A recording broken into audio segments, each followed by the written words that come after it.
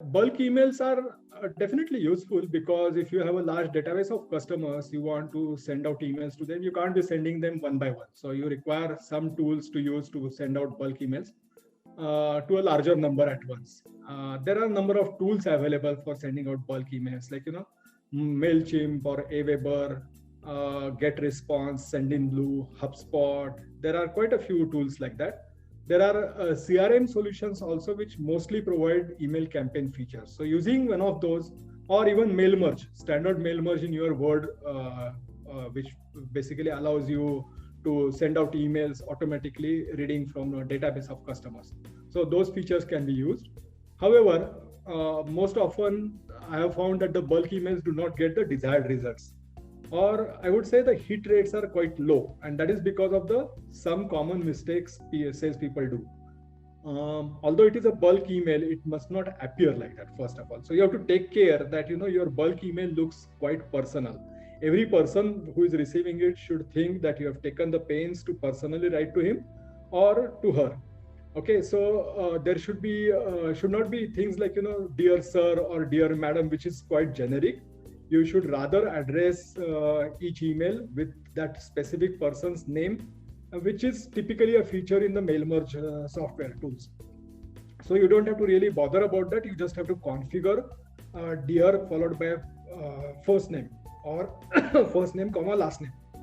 That's second thing. Then second point is validation of the target customer base. So whenever you are sending out bulk emails, whatever customer database you have, you need to validate each and every email address, whether it is a valid email address, whether the domain name is correct, whether the spelling of the customer is correctly spelled out in the email address, or whether a customer has been flagged as not to disturb kind of customer based on the request that has been received from him in the previous bulk emailing, because sometimes customers don't like being bombarded with bulk emails. So you should honor such requests made by the customers. Thirdly, the frequency of bulk emails. You should also not annoy the customers by sending mails too often. You want the customer to read your email, right, and not mark them as spam and delete them. So in order to keep it interesting, while your emails have to be short, as I said in my first earlier point about the cold emails, he needs to see the value proposition every time he reads. So he should feel eager to open your email when he receives from you, because he's finding something to learn from your emails, maybe about the products or services, or about the general trends, or about certain customer successes that you have achieved, how other customers are deploying the tools to their benefit, and so on and so forth. So the frequency has to be reasonable. Typically, I would say an email or two in a month would be the right frequency. Don't overdo it. And you need to have emails carrying specific message. So it cannot be generic email like, hello sir, how are you doing?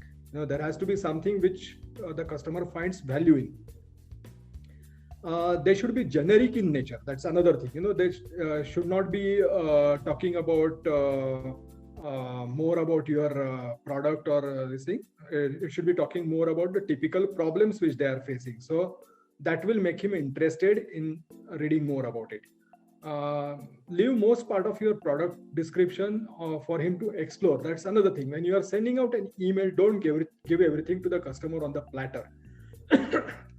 Any kind of spoon feeding is not going to help, because probably he will just read it for his personal education and forget about it.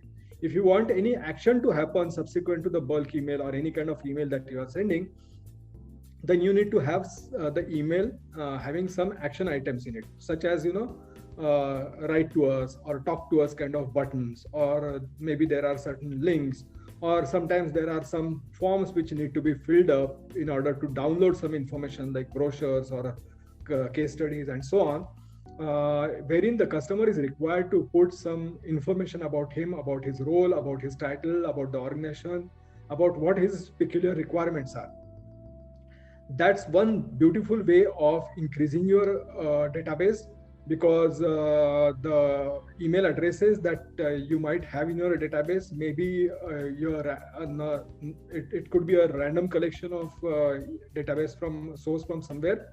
It may not be the database of your own customers, and in such cases, you may not have sufficient information about the client. And therefore, having any kind of action items in your email will always help.